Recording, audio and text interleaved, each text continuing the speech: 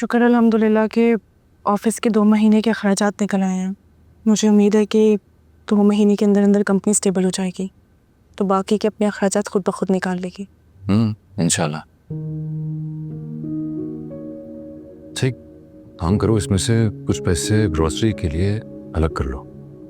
नहीं ईसा, ये कंपनी के पैसे हैं, ऑफिस में ही लगने चाहिए। और वैसे भी आप घर की फिक्र मत कीजिए, ये मेरी जिम्मेदारी, मैं खुद देख लूँगी। अरे सुभात, ऐसे देख लोगे तुम? मैं जानता हूँ तुम्हारे पास भी ये पैसे नहीं हैं, तो ग्रोसरी घर की ख़त्म होने वाली है। होने वाली है, लेकिन अभी तक हुई तो नहीं है ना, तो जब होगी हम तब देख लेंगे। और इसका क्या ज़रूरत है सारे महीने का राशन एक साथ डालने की?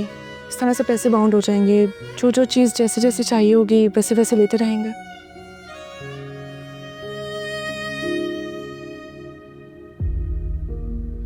कितनी मुश्किलों में डाल दिया ना मैंने तुम्हें। नहीं ऐसा, ऐसी कोई बात नहीं है। आप मेरे साथ होते हैं, मेरे लिए कुछ भी मुश्किल नहीं होता। और फिर राशन इकट्ठा लें या फिर ज़रूरत पड़ने पर लें, शुक्र अल्हम्दुलिल्लाह हम भूखे नहीं सो रहे। वैसे मैंने इस माह का घर का रेंट और यूटिलिटी बिल्स के पैसे अलग कर दिए।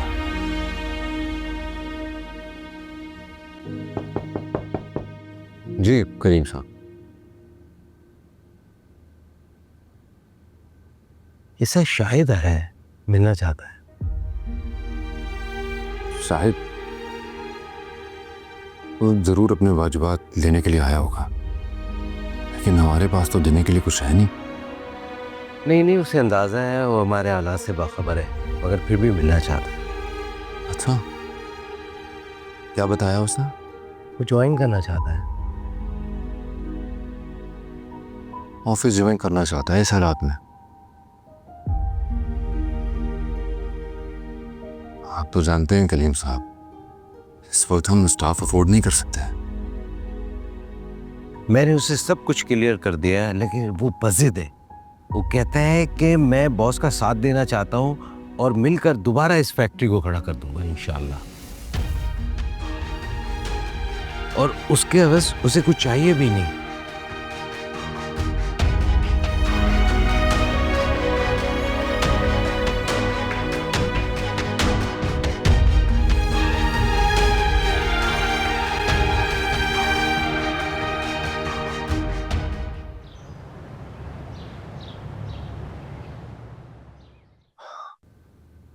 शायद मैं ऐसा नहीं कर सकता, क्योंकि मैं जानता हूँ कि तुम पर तुम्हारे घर की जिम्मेदारियां हैं। मैं आपको पार्ट टाइम ज्वाइन करूँगा सर, और मेरी जॉब सुबह 7 बजे से 2 बजे तक है, उसके बाद मैं फ्री हूँ। और जहाँ तक सवाल है जिम्मेदारियों का, तो मेरे बड़े भाई अब बाहर चले गए, सारी जिम्मेदारियाँ उन्होंने उठा ली हैं। आप इसके लिए परेशान मत हो। नहीं शाहिद, जो भी हुआ हम इतना बड़ा एहसान नहीं उठा सकते, जबकि पहले ही आपके साथ इस ऑफिस में कुछ ज़्यादा अच्छा नहीं हुआ। मैं तो वो सब कुछ भुला चुका हूँ, और मैं जानता हूँ कि इसमें बॉस का कोई कसूर नहीं था।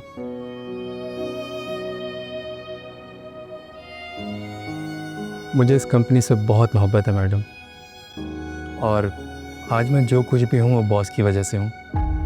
इन्होंने ही मुझे पहला चांस दिया था काम का, और सब कुछ इन्होंने सिखाया। मैं दोबारा इस कंपनी को अरूज पर देखना चाहता हूँ। अगर शाहिद प्लीज़ बॉस, मना मत करें, मुझे रख ले अपने साथ। अब बेटा इनकार ना करो प्लीज़।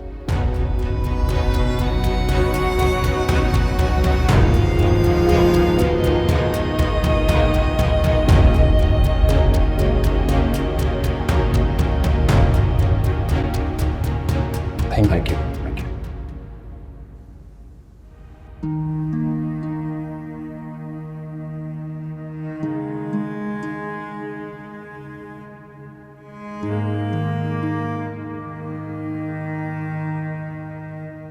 और इसने एक बार झूठे मुंह आकर नहीं पूछा कि अम्मी क्या हुआ है, कैसे लगी चोट।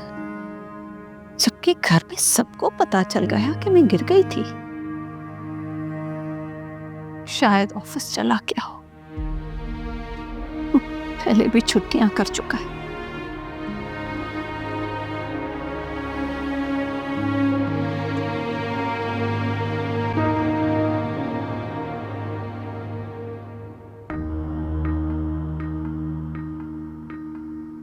आपा तबीयत कैसी है?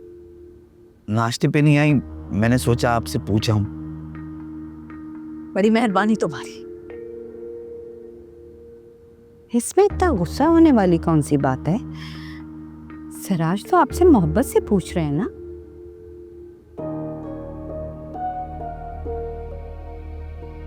तो जाओ जाकर पूछो ना अपनी बेटी से, जिसने ये हाल किया है मेरा। आपा क्या कह रही हैं? आपकी तबीयत खराब है, इसमें निगो का क्या कसूर है? मैं तो जानती हूँ इनको। निक्कू जो है ना, इनको अब खटकने लगी है। बात बात पे ताने देती है, बुराइयां करती है उसकी। सिर्फ वो नहीं, अब सब खटकने लगे हो मुझे।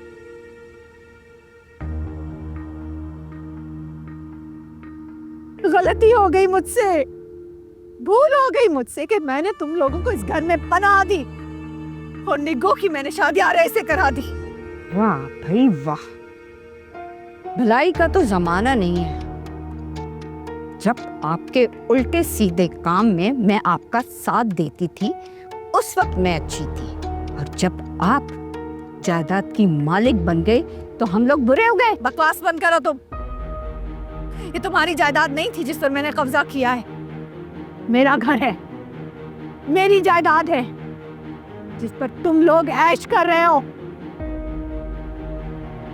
और वो तुम्हारी बेटी, उसने तो औकात दिखाई ना इस घर में आकर। मुझसे दुश्मनी मोल ले ली उसने।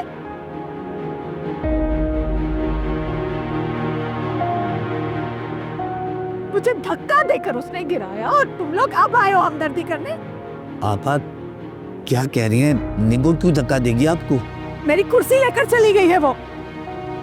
जब मैंने रोका तो मुझे धक्का देकर गई।